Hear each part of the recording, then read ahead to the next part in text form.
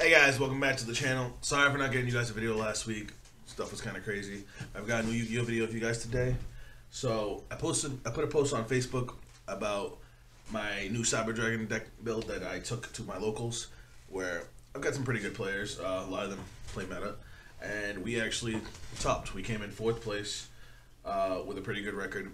We actually smashed every Therion player that we played, and I thought I'd share the build with you guys. So I hope you guys enjoyed the build. If you guys enjoyed the video, drop a like, subscribe if you're new to the channel.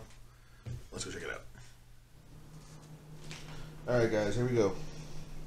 Starting off, triple Cyber Dragon, Heart and Soul the deck, baby. Obviously our normal summon, Cyber Dragon Core, searches any Cyber Spell or Trap. This is where things start getting a little different. We're only playing 2 Hurts. Hurts is a great card.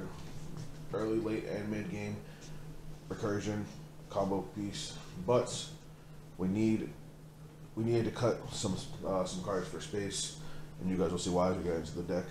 2 still works pretty well. It's still easily searchable, still a very useful card. I'm playing 1 Naxter, helps us keep going in the late game. It's also a good combo piece in the early game.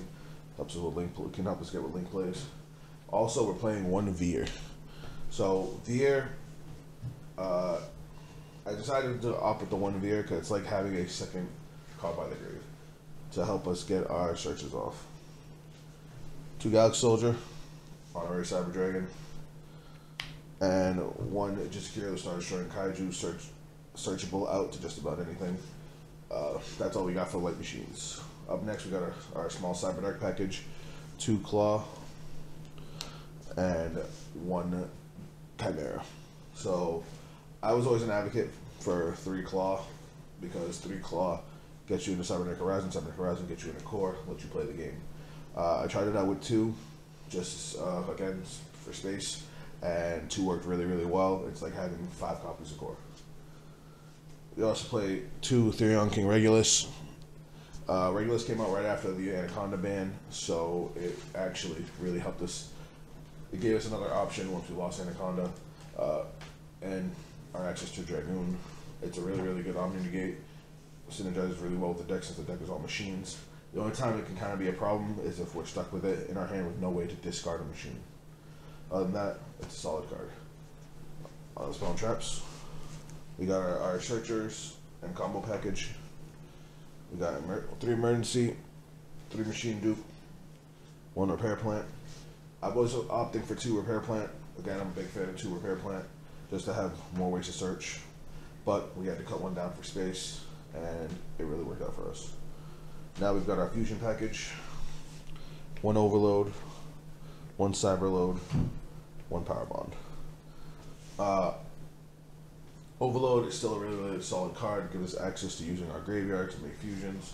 Power Bond is just so spicy.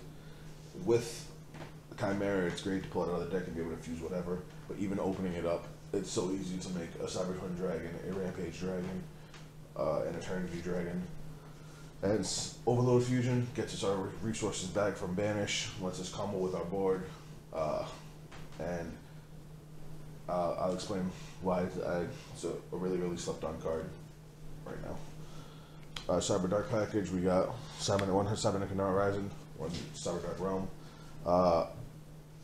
Cyber Dark Claw can turn into either one of those, which is great because Horizon gets us Core, Realm gets us Chimera, which lets us go right into an OTK. Main board, 2 Lightning Storms, part of our board breaker package. It's Lightning Storm. It's a great card. We have a 3rd inside. Now this is where things get again weird. I played 2 Forbidden Droplet and 1 Triple Tactics Talent. That was actually an accident. Oh, can't see it because of the glare. That was an accident. That Triple Tactics was supposed to be a 3rd droplet, but it was a mistake in the mail, and I never got my 3rd droplets, so we made do what we had.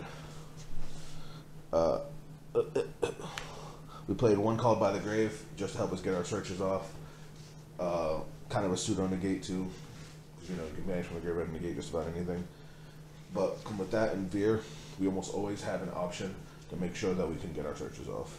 You just have to be careful with veer, because if you veer on core, you can't use machine dupe. But if they ask core, we really don't care. Trap cards, we only play 4. 3 imperm, speaks for itself. Pseudo hand trap, still my favorite trap card. And 1 overflow. Again, I was a very big advocate for 2 overflow, because you don't want to waste a search on overflow unless you absolutely have to, like you're playing a back row deck or something. But having it just feels good. It's another form of interruption. But that's the main board, guys. On to the extra deck. Alright, starting off with the fusions. Obviously, we got our Chimera type package. It's one of the things that keeps Cyber Dragons even a little bit relevant.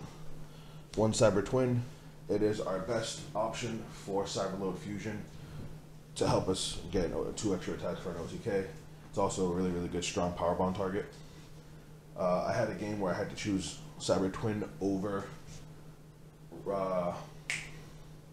Rampage, because Cyber Twin was able to pump out more damage without having to activate a monster effect. If I had he had 2 monsters in attack mode and a monster defense mode. If I had gone to Rampage, I wouldn't have been able to dish out enough attack points. But that little bit of extra attack points from Cyber Twin won us the game. 1 Cyber Eternity Dragon. I'm actually going to talk about this one a little bit. This card is bonkers, and I slept on it so hard. So, Cybernetic Horizon, usually, when you play Horizon, you can send an unnecessary claw that you don't need in your deck anymore. Any Cyber Dragon, get core, and then you gotta dump an extra deck monster. Normally, you dump Eternity, because then you can banish Eternity from grave to protect your fusions when you go for game. But I've also been messing around with sending Twin instead, based on what's in my hand, because now you have a fusion in the grave, you go into Eternity, it can't be targeted by or destroyed, and it's a 4,000 point wall. It's made it so I can survive, when honestly I should have been blown out. But unless they have a kaiju, they ain't getting over him. So, like, if I open up with Cyberload Fusion, 1 Cyber Dragon, and I can get machines to the graveyard, I'll opt to dump Twin, sit on Eternity, and just wait till I can OTK.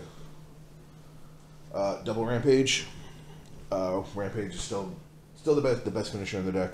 Obviously, you can pop back row, though you gotta be careful, because some back row out there have a lot of effects were destroyed. Can attack up to 3 times by sending cards. It combos really well by being able to send those cards. Obviously, we've all had games where we send Herds, grab a Cyber Dragon, and now we can summon the Gauss Sword that was sitting in our hand, and then turn him into an Infinity. I Powerbond him, swung at an opponent, didn't kill them, and did exactly that, and then ended on an Infinity, and my opponent had to surrender.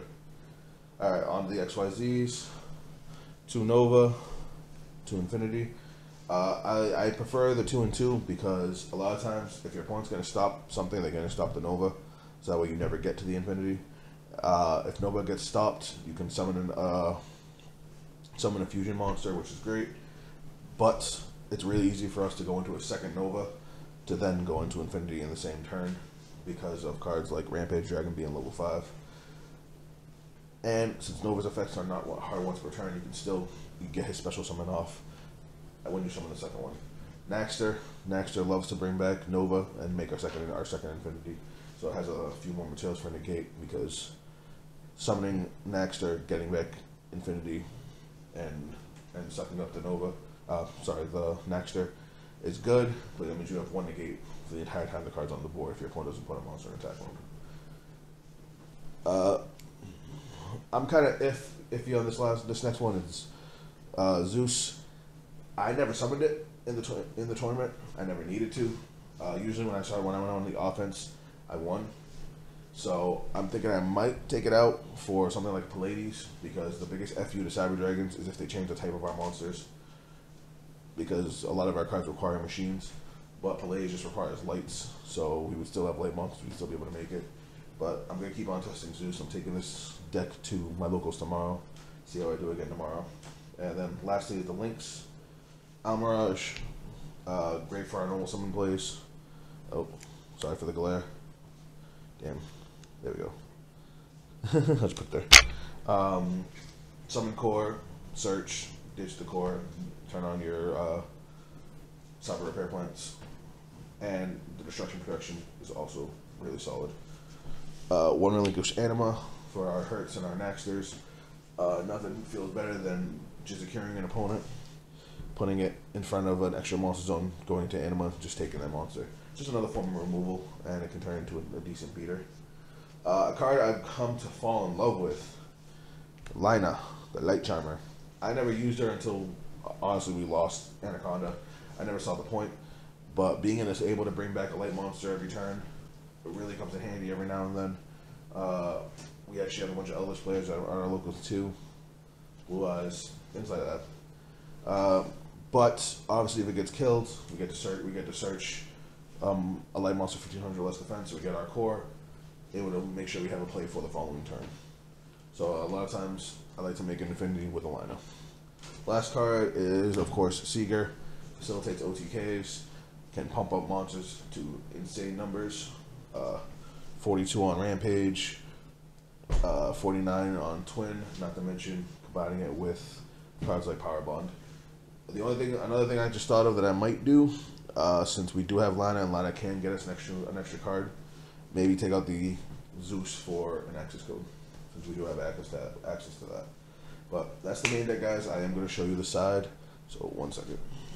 This is I'm actually pretty happy with the side deck. It did some really cool stuff for me, and I wanted to share it. We played the third Lightning Storm, back row heavy decks, decks that didn't have a whole lot of destruction protection that we just needed to get rid of cards. I played one Harpy's Feather Duster. That was mostly as a placeholder because I couldn't figure out what the 15 card was going to be. But now I have 2 slots in my side deck to use up, so I'll probably side it out something else. Red Reboot, obviously, just got banned. The card, again, wins games. I played against a deck that had 5 back row. They tried to use 1 card on me. I Red Rebooted it and proceeded to OTA. I feel like this is actually necessary now. I picked up Triple Evenly Matched the day of the tournament. There are just too many decks that you just want to not even deal with. And Evenly Matched just gets rid of it. Oh, it can't be destroyed? Fine, get rid of it. Oh, it can't be targeted? Get rid of it. Like, normally I don't like Evenly Matched because I do not like giving up my battle phase to win my opponent's board. But it's too powerful of a card in this format.